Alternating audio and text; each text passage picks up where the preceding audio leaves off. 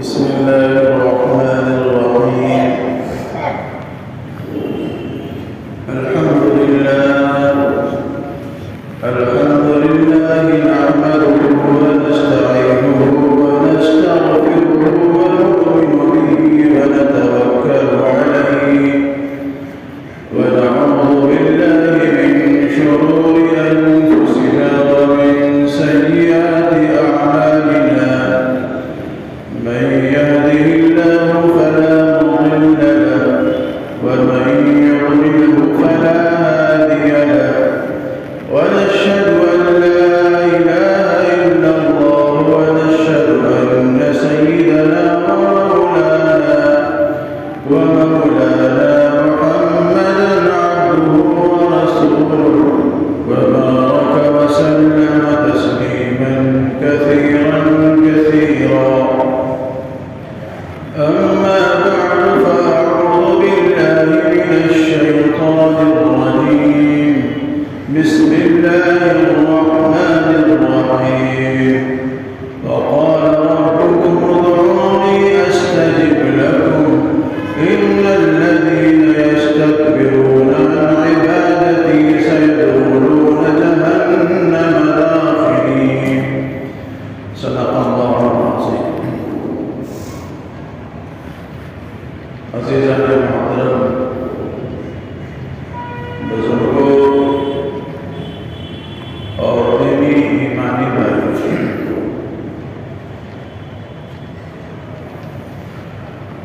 اکابرین میں سے بزرگوں میں سے ایک بزرگ کا واقعہ لکھا ہے. وہ بزرگ مسلسل 24 سال تک خانہ کعبہ زادہ اللہ شرفا و عظما کی زیارت اور حج کے ارادے سے تشریف لے جاتے. جب احرام باندھتے اور لبیک اللہم لبیک کی صدا بلند کرتے تو انہیں ایک غیب سے آواز آتی، لا لبیک، کہ تمہاری حاضری قبول نہیں، تمہارا یہاں آنا قبول نہیں ہے، تمہاری حاضری قبول نہیں. ایک مرتبہ کا واقعہ یہ ہوا کہ وہ خانہ کعبہ کی زیارت کے لیے تشریف لے گئے. کلمات تشریق لبیک اللہم لبیک کہ ان کی زبان پر جاری ہوا. آواز آئی لا لبیک. ان کے ساتھ کوئی اور بھی صاحب نسبت بزرگ خانہ کعبہ زادہ اللہ شرفا و عظما کی زیارت اور اس کا طواف کر رہے تھے تو انہوں نے دوسرا آواز سنا. تو جب آواز سنی تو انہوں نے پوچھ لیا کہ ابھی ایک آواز آئی ہے لا لبیک کی، کہ آپ نے سنی؟ تو انہوں نے کہا کہ ہاں ہم نے سنی ہے، کیا تم نے بھی سنی؟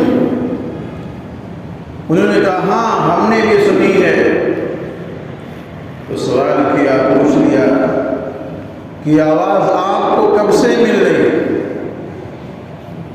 انہوں نے عرض کیا کہ مجھے تقریباً 24 سال ہو گئے.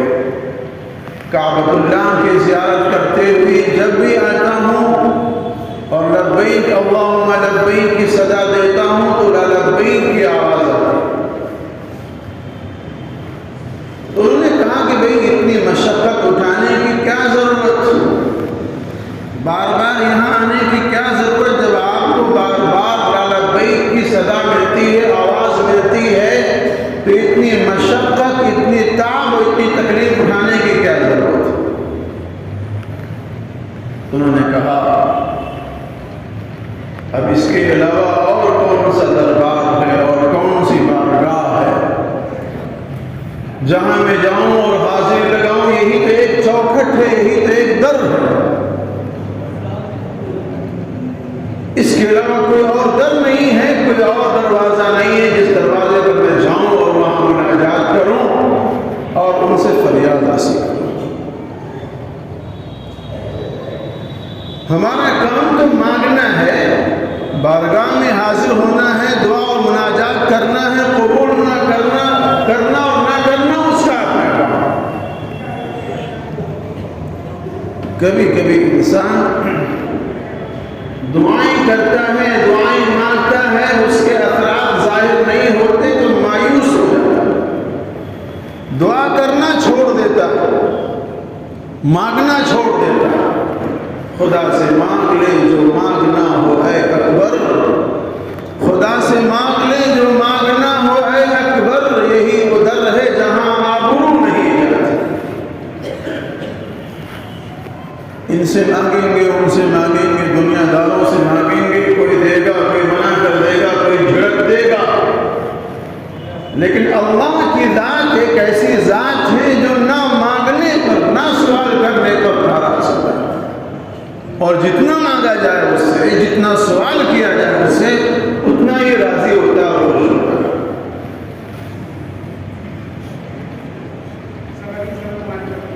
ہم اور آپ دعا کرنا اور دعا مانگنا جو چھوڑ دیتے ہیں اور اس کے اثرات جو ظاہر نہیں ہوتے، دعا کی قبولیت کے جو اثرات ظاہر نہیں ہوتے ہیں، اس کے چند وجوہات اور اسباب بیان کیے گئے۔ دعا کے نہ قبول ہونے کی پہلی وجہ اور پہلا سبب یہ بیان کیا گیا کہ بندہ اللہ سے دعا تو کر رہا ہے، اللہ سے مانگ تو رہا ہے، لیکن گناہوں سے توبہ نہیں کرتا، گناہوں پر استغفار نہیں کرتا، ندامت کے آنسو نہیں بہاتا، خوب مانگ رہا ہے اللہ سے، لیکن کر رہا ہے وہی کام، ناجائز کام، حرام کام، منکر کام کر رہا اور دعا بھی کر رہا ہے۔ تو یہ منکر کام، یہ حرام کام، ناجائز کام جو کر رہا ہے، یہ آپ کی دعا کو قبول نہیں ہونے دے۔ دعا قبول کروانا چاہتے ہیں تو پہلے ان ناجائز کاموں کو چھوڑو، حرام کاری کو چھوڑو، ناجائز کاموں کو چھوڑو، دعا کرو، اللہ تمہاری دعا کو قبول کرے۔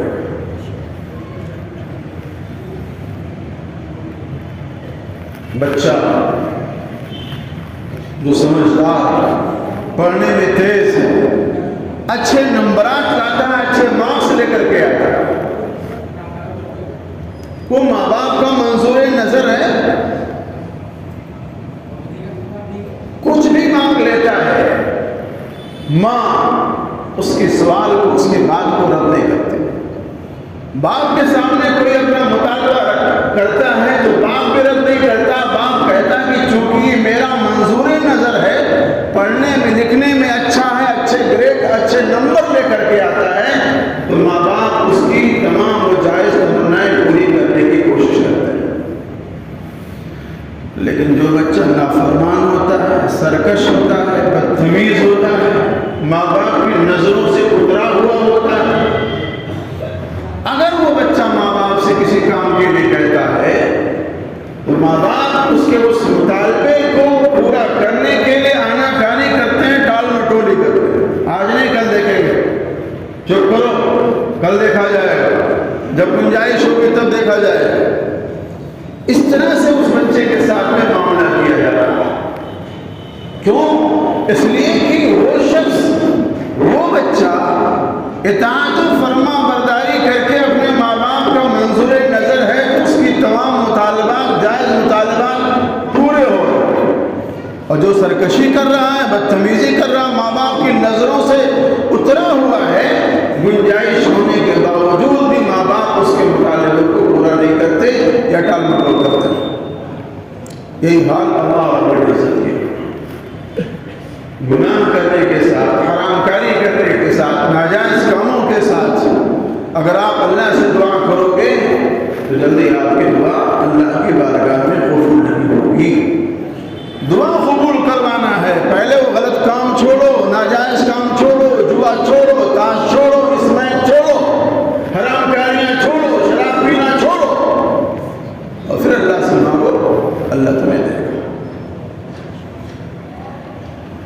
بنو اسرائیل کا واقعہ، سیدنا موسیٰ علیہ السلام کے زمانے کا واقعہ، سوکھا پڑا ہوا، قحط سالی ہے، بارش نہیں ہو رہی، تو لوگوں نے کہا کہ موسیٰ کریم اللہ اپنے رب سے کہو، دعا کرو کہ وہ بارش کا نزول فرما دیں، کھیتیاں سیراب ہو جائیں، قحط سالی اور سوکھا دور ہو جائے۔ تو سیدنا موسیٰ علیہ السلام دعا کر رہے ہیں اور کہہ رہے ہیں ربنا اغفر لنا ربنا اغفر لنا ربنا اغفر لنا، اے ہمارے رب ہم لوگوں کی مغفرت فرما، اے ہمارے رب ہم لوگوں کی مغفرت فرما۔ تو قوم کے لوگوں نے کہا موسیٰ کریم اللہ آپ سے کہا جا رہا ہے کہ بارش نہیں ہو رہی ہے، سوکھا پڑا ہوا ہے، بارش کے لیے آپ دعا کریں، سوکھے کو دور کرنے کے لیے آپ دعا کریں، اور آپ کہہ رہے ربنا اغفر لنا، اے اللہ ہماری مغفرت کرو۔ سیدنا موسیٰ علیہ السلام نے اس کا جواب دیا کہ ہم دعا اس طرح سے اس لیے کر رہے ہیں کہ جب اللہ ہمارے گناہوں کو معاف کر دے گا، ہمارے گناہوں کو بخش دے گا، تو اللہ کی رحمت بھی ہم پر متوجہ ہوگی، اور جب اللہ کی رحمت متوجہ ہوگی تو ہماری اور آپ کی دعائیں قبول ہوگی۔ اس لیے ہم اپنے گناہوں سے مغفرت چاہتے ہیں۔ تو گناہوں کے معاف کرانے کے، دعا کے قبول کرانے کے لیے سب سے پہلی شرط اور سب سے پہلا طریقہ یہ ہے کہ جن گناہوں میں ہم ملوث ہیں، جو گناہ ہم کر رہے ہیں، ہر انسان اپنے بارے میں جانتا ہے، پہلے ان گناہوں سے توبہ استغفار کریں، توبہ استغفار کرنے کے ساتھ ساتھ اللہ سے دعا مانگیں۔ دعا کے قبول نہ ہونے کی دوسری وجہ، دعا کے قبول نہ ہونے کی دوسری وجہ، قرآن کریم میں فرمایا اللہ رب العزت نے یا ایھا الرسل کلوا من الطیبات واعملوا صالحا، کہ گروہ انبیاء نبیوں رسولوں کی جماعت اللہ رب العزت کی پاکیزہ روزی کھاؤ، اور پاکیزہ روزی کھانے کے ساتھ ساتھ واعملوا صالحا، اور نیک کام کرو۔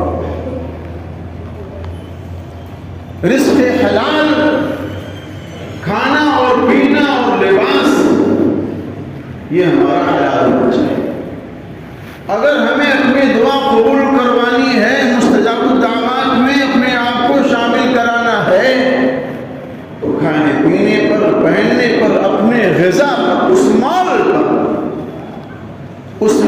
پر جو مال ہم کما رہے ہیں اس پر مکمل دھیان ہونا چاہیے کہ جائز ہے کہ ناجائز۔ آج تو یہ تصور ہے نا،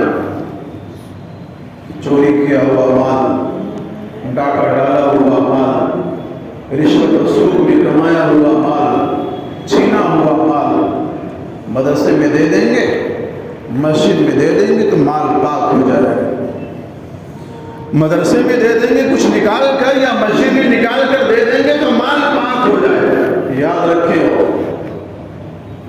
جو ناپاک مال ہے وہ ناپاک ہی رہے گا، اس مال سے جتنے بھی مال بڑھیں گے وہ سارے مال ناپاک رہیں گے۔ نہ جانے کتنے ایسے لوگ ہیں جن کا بزنس اسی بات پر، جن کا کاروبار اسی بات پر، چوری کیا ہوا مال حاصل کر رہے ہیں، اس کو بیچ رہے ہیں، منافع کما رہے ہیں، مسجدوں میں دے رہے ہیں، مدرسوں میں دے رہے ہیں، یہاں دے رہے ہیں، وہاں دے رہے ہیں، اور سمجھ رہے ہیں کہ ہم بڑا کار خیر کر رہے ہیں، سمجھ رہے ہیں کہ ہم بڑا کار خیر کر رہے ہیں۔ نہ آپ کی دعا قبول ہوگی، نہ جن کو خرچ ہو رہا ہے ان کی دعا قبول۔ حجاج ابن یوسف ظالم بادشاہ، ظالم حکمران گزر، بڑے اچھے کام بھی اس نے کیے۔ اس نے ایک مرتبہ تقریباً 40 برگزیدہ شخصیات بزرگوں کی اس نے دعوت کی، اور دعوت میں اس نے جو مال کھلایا وہ سارا کا سارا مال حرام تھا۔ دعوت کھلانے کے بعد میں حجاج بن یوسف کہتا ہے ان اللہ والوں سے کہ میں اب تمہاری بد دعا سے کم 40 دن تک محفوظ رہے گا. تم کتنی بد دعائیں کر لو میرے خلاف کا کچھ اثر نہیں ہوتا.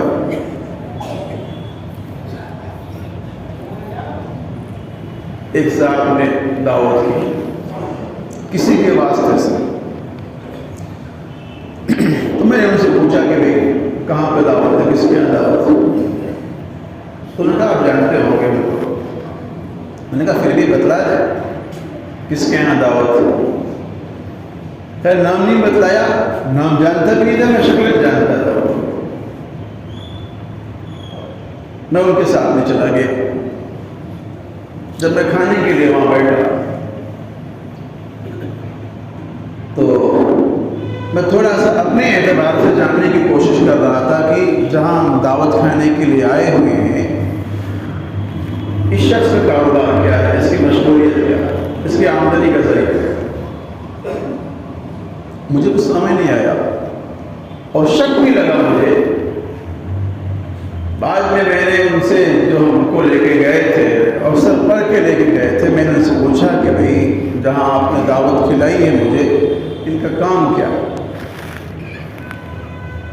تو نے بتایا کہ ان کا یہ کام ہے، یہ کام ہے، یہ کام ہے. تو میں نے کہا جب آپ کو پتا تھا کہ ان کا یہ کام ہے تو آپ کو خود معذرت کر لینی چاہیے تھے اپنے تعلق سے، اور میرے تعلق سے بھی آپ کو معذرت کر لینے چاہیے تھے کہ ہم آپ کے یہاں دعوت نہیں کھائیں. آپ جانتے ہیں کہ اس شخص کی آمدنی حرام ہے، کمائی حرام ہے، سراسر حرام ہے، چوری کا مال ہے اس کا. پھر آپ خود بھی کھا رہے ہیں اور دوسروں کو بھی کھلوا رہے ہیں. سعد بن وقاص رضی اللہ تعالیٰ بڑے صحابہ میں کہا سوال کرتے ہیں یا رسول اللہ صلی اللہ علیہ وسلم میری دعا قبول کیوں نہیں ہوئی؟ صحابہ رسول سوال کرتے ہیں کہ اللہ کے رسول میری دعا قبول کیوں نہیں ہو رہی؟ تو آپ نے ارشاد فرمایا کہ سعد بن وقاص اپنا کھانا اور پینا صحیح کر لو، اپنا کھانا اور پینا صحیح کر لو، تمہاری دعا قبول ہوگی. اور حدیث پاک میں فرمایا گیا مطعمہ حرام مشربہ حرام ملبسہ حرام فإن اجتنب. وہ تو چلا رہا ہے یا رب یا رب یا رب یا رب، لیکن اس کا کھانا بھی حرام ہے، اس کا پینا بھی حرام ہے، جو کپڑے پہن رکھا وہ بھی حرام کمائی کا، تو اس کی دعا اللہ کہاں قبول کرے؟ ساتھ ساتھ نبی علیہ السلام نے ارشاد فرمایا کہ سعد بن وقاص دعا کی قبولیت میں جلدی مت کیا کرو، دعا کی قبولیت کے اثرات کے مرتب ہونے میں جلدی مت کیا کرو. اللہ تمہاری دعا کو قبول کرتا ہے، چاہے دیر سے کرے لیکن ضرور کرتا ہے. فرماتے ہیں کہ دعا کی قبولیت کے 3 اثرات ہوتے ہیں. یا تو وہ چیز اللہ رب العزت بعین ہی اس بندے کو دے دیتے ہیں جو مانگ رہا ہے، یا تو اگر وہ چیز نہیں دی تو آنے والی کوئی مصیبت، کوئی بلا، کوئی پریشانی اللہ تعالیٰ اس بندے سے دور کر دیتے ہیں، ختم کر دیتے ہیں. دعا قبول بھی نہ ہوئی، کوئی پریشانی بھی دور نہ ہوئی. تیسرا عمل یہ ہوتا ہے کہ اللہ رب العزت اس کے لیے آخرت میں اس دعا کو ذخیرہ آخرت اور ثواب بنا کر رکھ دیتے ہیں. تو کل قیامت میں اللہ رب العزت گنوائیں گے کہ میرے بندے تم نے فلاں دعا کی تھی، قبول کر لیا تھا، فلاں دعا کی تھی، اس کے بدلے میں فلاں تکلیف ہم نے دور کر دی تھی، فلاں دعائیں تم نے کی تھی، اس کے قبولیت کے اثرات ظاہر نہیں ہوئے تھے، اس کے بدلے میں یہ ثواب تمہارے لیے تیار کر رکھا ہے. تو بندہ کہے گا یا اللہ کاش کہ میری کوئی بھی دعا قبول نہ ہوئی ہوتی اور آخرت میں یہ ثواب ہم کو مل جاتا، یہ بندہ کہہ جاتا. تو دعا کے قبول نہ ہونے کی دوسری وجہ یہ ہے کہ ہمارا کھانا اور پینا اچھا نہیں، حرام مال سے.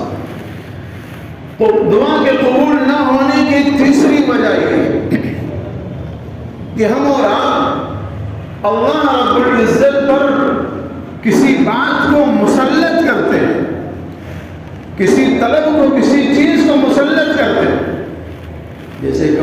مالک ہے. جیسے گاڑی سے اترتا ہے تو گاڑی سے اترتے ہی واچ مین کو ہدایت دی، جتنے بھی ڈپارٹمنٹ کے لوگ ہیں سب کو ہدایت دیتا ہے کہ یہ کرنا یہ کرنا یہ کرنا یہ کرنا یہ کرنا.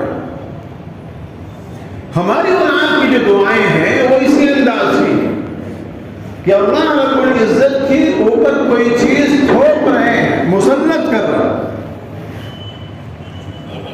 جبکہ اللہ رب العزت کے ساتھ میں ہمارا معاملہ یہ ہونا چاہیے کہ عاجزی کے ساتھ، انکساری کے ساتھ، تواضع کے ساتھ میں کوئی بات رکھنی ہے اللہ نے، اپنے لیے، اپنے اولاد کے لیے، رشتہ داروں کے لیے، اعزا اللہ کے لیے. اور ایک سب سے اہم ترین بات یہ ہے کہ اگر آپ ایک بار دعا کریں قبول نہ ہوئی مایوس نہ، دوبارہ کریں، سہبارہ کریں، چوتھی بار کریں، پانچویں بار کریں، اللہ سے مانگتے رہیں، اس لیے کہ یہی وہ در ہے جہاں سے ہمیں مانگنا ہے اور ملنا ہے. اس اللہ کے در کے علاوہ کوئی اور در نہیں ہے جہاں سے ہماری اور آپ کی ضرورتیں پوری ہو سکیں. تھکنا نہیں. اور شیطان کبھی کبھی اس طرح کے وسوسے لا کر کے کہ بھائی تمہاری دعا تو قبول نہیں ہوتی، خواہ کے لیے اپنی انرجی کیوں خراب کر رہے، چھوڑو ہٹاؤ، کوئی اور ذریعہ دیکھو، کوئی اور طریقہ دیکھو.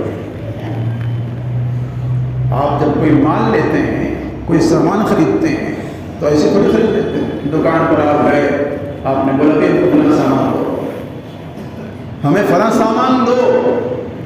وہ مال نکالتا ہے، آپ سے کوالٹی چیک کرتے ہیں، کمپنی چیک کرتے ہیں، کیسا ہے کیسا نہیں ہے، کٹا پھٹا تو نہیں. کوئی ضروری نہیں کہ آپ کو اس دکان پر پسند آ جائے وہ مال. آپ نے کہا کہ جناب اور اچھا دکھاؤ، برانڈیڈ دکھاؤ، فلاں دکھاؤ، اس نے دکھایا، پسند نہیں آیا، آپ دوسری دکان پہ چلے گئے، تیسری دکان پہ چلے گئے، چوتھی پہ چلے گئے.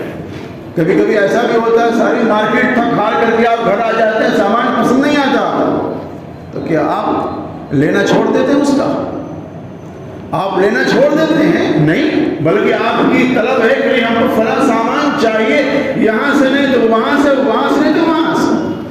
جب آپ اپنے لیے ایک سامان تلاش کرنے میں نہیں تھکتے ہیں تو اللہ رب العزت ٹیسٹ کرے گا، ہمارا امتحان لے گا، ہمارا جانچے گا کہ دیکھیں میرا بندہ کتنی بار آتا ہے میرے سامنے، کتنی بار سوال کرتا ہے، کتنی بار مانگتا ہے. وہ چیک کرتا ہے اللہ رب العزت کہ میرا بندہ میرے ذات سے کتنا لو لگاتا ہے. اللہ تعالیٰ